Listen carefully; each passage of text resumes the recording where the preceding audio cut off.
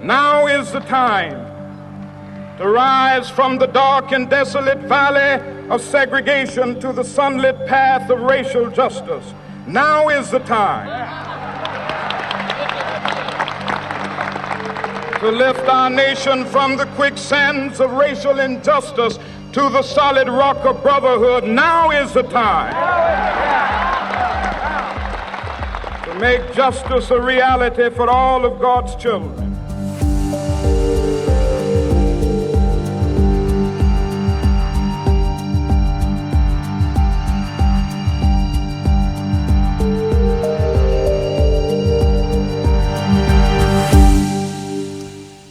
Welcome back. I'm Jim Logan and I'm Stephanie McLean.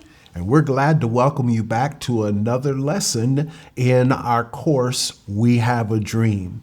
This week, we're going to talk about the dream itself, and we're going to talk about the fulfillment of that dream as it relates to the timing of God. So we're going to talk about Chronos and Kairos. What do those terms mean? Sure. Well, Chronos time is what we are most familiar with, which is chronological time. So how we measure time based on the calendar, clocks, how you plan your vacations. Yeah, specific segments of time. So I have on my watch, on my wrist, a chronometer.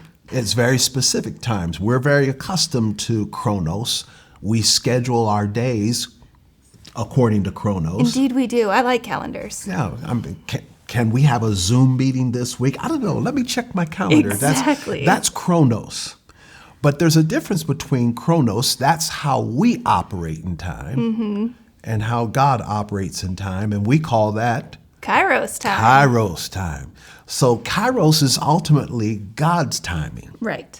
Within the African American tradition as it relates to prayer, some of the old mothers used to say, he may not come when you want him, but when he comes, he'll be right on time. It's his time. And that's a statement of Kairos.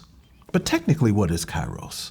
How do we understand that? Yeah, so I've always explained Kairos time as just like a pregnant moment when you can feel the weight of God wanting to do something in that moment. And then you have to partner with him to see that reality come in.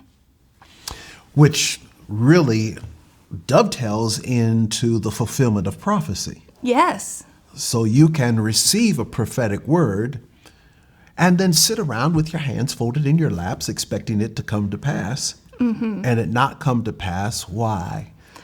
Because you didn't partner with him. Because we didn't partner with God. One of the ways I like to talk about Kairos is I always see a relationship between Kairos and the sovereignty of God. And God is the God of time, over time, in time, through time. And so things may not happen according to our timetable, but they happen according to God's timetable as we partner with him. Right.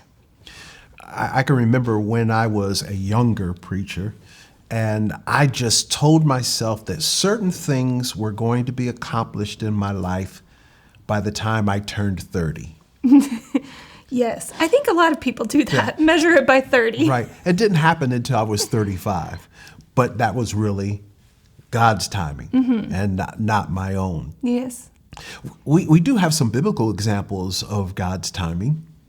One that comes to mind for me right away is Moses. Moses, who was Prince of Egypt. He spent the first 40 years of his life living in the palace as a Prince of Egypt. And at age 40, in his mind, it was now time for him to assume his role leading his people. The Israelites. The Israelites. That happened. That kind of ended up rather disastrously, did it not? Yes, I do recall that. And he ends up as a fugitive and lives the next 40 years in the wilderness tending sheep all day long. Bah. Quite the difference from before. Quite a difference. But then at the end of those 40 years, he would hear from God. he would have an encounter with God, and he would be sent back to Egypt to now lead the people out of Egypt. Another biblical example would be Abraham. And Abraham who tried to help God in his own efforts by, and at the instigation of his wife Sarah, by having intercourse with her maidservant Hagar, producing Ishmael, but that was neither God's plan nor God's timing. Right, right. And that's an important distinction to make when we start talking about Kairos and why that's important for this particular project and this coursework. From the time we began this whole endeavor, it had been 57 years since the I Have a Dream speech on the Mall in Washington, D.C. Wow. Interestingly enough, before the speech on the Mall, it had been 57 years since the outpouring at Azusa Street in California. It's an interesting chronological observation. It really is. And a lot of really good things happened as a result of that speech. But all these years later, now 58, and by the time people view this, perhaps longer than that, that dream has yet to come to fruition. So we receive that dream as prophecy, yet unfulfilled. And it's unfulfilled because we have not sufficiently partnered with God to bring it to fruition. Yeah, and we have a visual understanding of cooperating with God. We call it the dance of cooperation. The dance? The dance of cooperation. See, that's a little bit of a foreign term within my cultural context. So, Sure. So what kind of dance is this? Are we doing the foxtrot, or are we?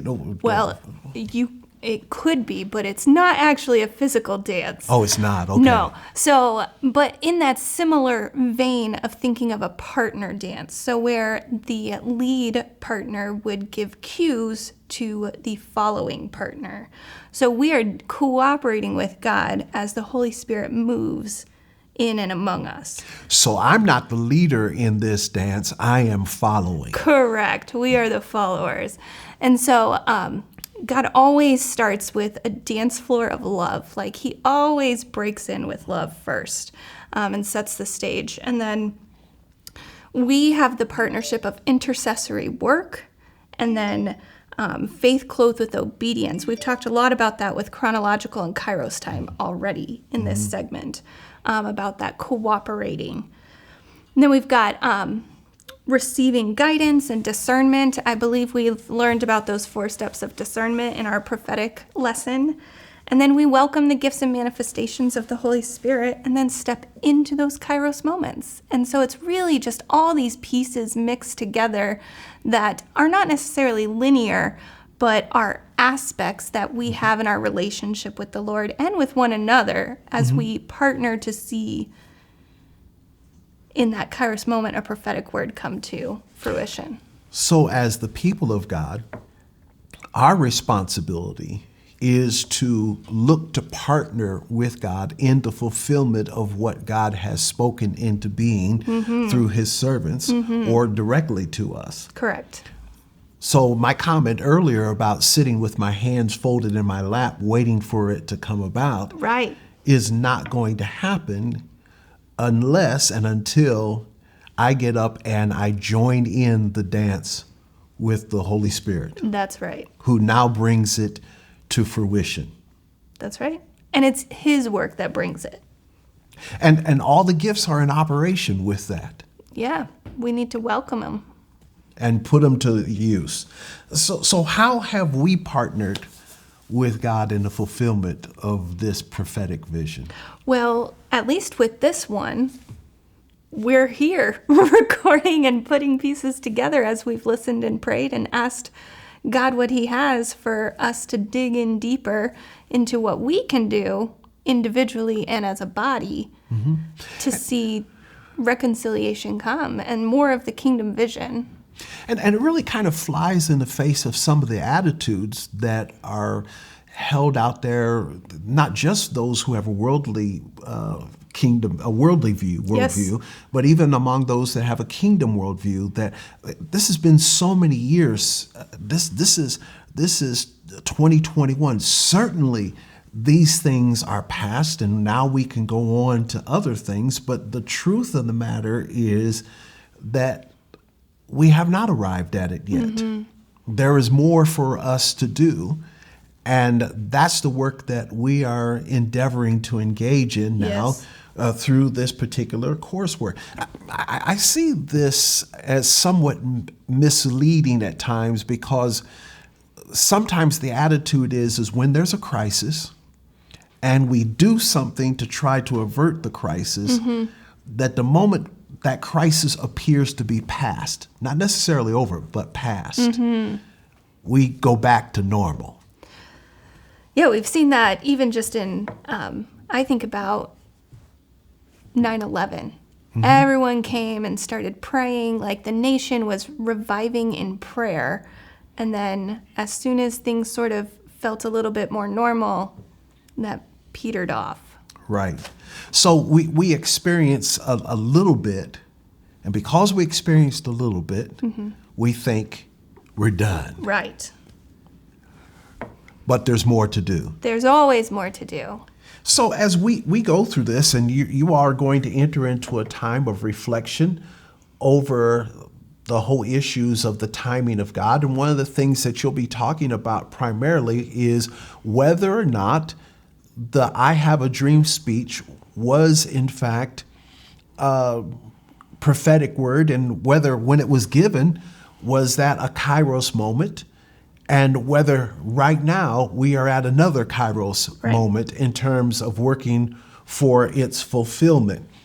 That, of course, involves certain follow-through. Sure. Which all of us have participation in. So as you go into your groups, you're going to have an opportunity to listen again to the I Have a Dream speech. And then you'll have some time of reflection.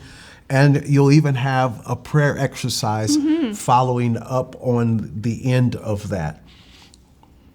We hope that you look at this and that you see that you have a part to play, and that you have a partner waiting for you, inviting you to join in the dance.